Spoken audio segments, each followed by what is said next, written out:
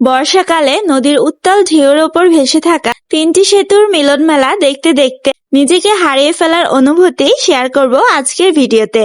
So hello everyone, আসসালামু আলাইকুম, welcome back to my another blog. Hope you all are doing well. I am also fine, আলহামদুলিল্লাহ। আজকে আমি আর সাবা মিলে ঘুরতে চলে এসেছি ভৈরব মেঘনা নদীর পাড়ে। আর এখানে কিন্তু নদীর পাড়ে খুব সুন্দর সুন্দর তিনটি সেতু রয়েছে, এগুলোও তোমাদেরকে দেখাবো। ভৈরব এবং ভৈরবের তিনটি ব্রিজ নিয়ে আমি কিন্তু বিস্তারিত একটি ব্লগ শেয়ার করেছিলাম বেশ কিছুদিন আগে। তোমরা যদি দেখে না থাকো অবশ্যই দেখে নিতে পারো আমার চ্যানেলে বা পেজে ভিজিট করে। আশা করি তোমাদের সকলের কাছে ভালো লাগবে। হুট করে সাবা বায়না ধরেছে যে ব্রিজের নিচে ঘুরতে নিয়ে যেতে হবে। সাবার এই কান্নাকাটি দেখে আমি বললাম, চলো আমি তোমাকে আজকে ঘুরতে নিয়ে যাই। যদিও আমি ভৈরবের রাস্তাঘাট এখনো কিছুই চিনি না, তারপর আজকে সাহস নিয়ে বেরিয়ে পড়েছিলাম। আর আজকে আমার অনেক ঘুরতে যেতে ইচ্ছে করছিল। ভৈরব আসলে প্রায় প্রতিদিনই আমরা ঘুরতে বের হই, কিন্তু আজ এমন একটা দিন ছিল যেদিন কিনা সে খুব বেশি বিজি ছিল, তাই আজকে আমাকে ঘুরতে নিয়ে যায়নি। আর ভাবলাম যে এই সুযোগটা কাজে লাগানোই যায়। তবে আমি আর সাবা একা ঘুরতে এসেছি শুনে সে তো সাথে সাথে সব কাজ বাদ দিয়ে আমাদের কাছে চলে এসেছিল। আর তারপর আমরা তিনজন মিলে সময়টাকে অনেক সুন্দর করে উপভোগ করেছি।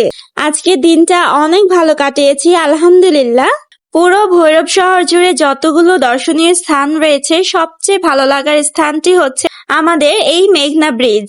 এখানে টাইম স্পেন্ড করতে ছোট বড় সকলের কাছেই অনেক বেশি ভালো লাগে। আর তাই তো প্রতিদিনই এখানে বিপুল সংখ্যক দর্শনার্থীর আগমন ঘটে। প্রাকৃতিক সৌন্দর্য মণ্ডিত প্রবাহমান মুক্ত বাতাসের এই এলাকাটি ভৈরব সহ এর আশেপাশের লোকজনদেরকে দিন দিন আকৃষ্ট করছে।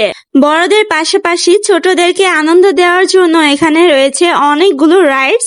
এক্সাইটিং সব রাইডে চড়ে বাচ্চারাও কিন্তু অনেক আনন্দ পায়। প্রাকৃতিক পরিবেশ ও মুক্ত বাতাস যেন সকল বয়সী দর্শনার্থীদেরকে টেনে নিয়ে আসে এই জায়গায়। সেতুর পশ্চিম প্রান্তে সমৃদ্ধ বন্দর নগরী ভৈরব এবং পূর্ব প্রান্তে আশুগঞ্জে তাপ বিদ্যুৎ কেন্দ্র ও জিয়া সার কারখানা। বন্দর নগরী ভৈরব বাজার। বিদেশ থেকে বছরে প্রায় 15,000 কোটি টাকার আমদানি পণ্য এখানে খালাস হয়। এখান থেকেই সারা দেশে ছড়িয়ে পড়ে রাসায়নিক সার, কয়লা, খাদ্যশস্য ও পাথর। শুধুমাত্র আমদানি পণ্যের নয়, প্রায় 5,000 কোটি টাকার অভ্যন্তরীণ পণ্যের বড় বাজার ভৈরব বাজার। সব মিলিয়ে প্রায় 20,000 কোটি টাকার ব্যবসা কেন্দ্র এখন ভৈরব বাজার। ভৈরব বাজার মূলত মৎস্য, পাদুকা শিল্প, সার, গম ও কয়লা ব্যবসার জন্য ব্যাপকভাবে জনপ্রিয়।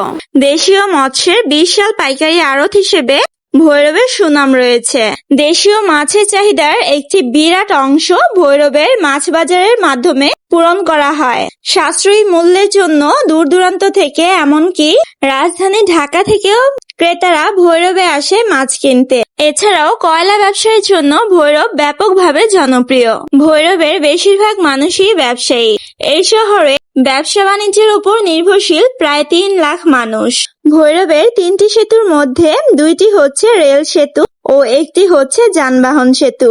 ঘোরাঘুরি ও অনেক অনেক খাওয়া দাওয়া শেষে বাসায় ফেরার আগেই সন্ধ্যা নেমে যায়। আর দিনের বেলায় নদীটাকে যতটা না সুন্দর লাগছিল, তার চেয়েও অনেক বেশি সুন্দর লাগছিল রাতের আলো আধারে।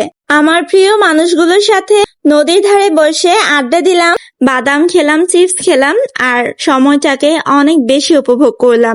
আজকের মতো এখানেই বিদায় নিচ্ছি। ইনশাল্লাহ ফিরে আসবো নতুন কোনো ব্লগ নিয়ে। সেই পর্যন্ত সবাই ভালো থাকবেন, সুস্থ থাকবেন এবং আমাদের সকলের জন্য দোয়া করবেন। আল্লাহ হাফেজ, আসসালামু আলাইকুম।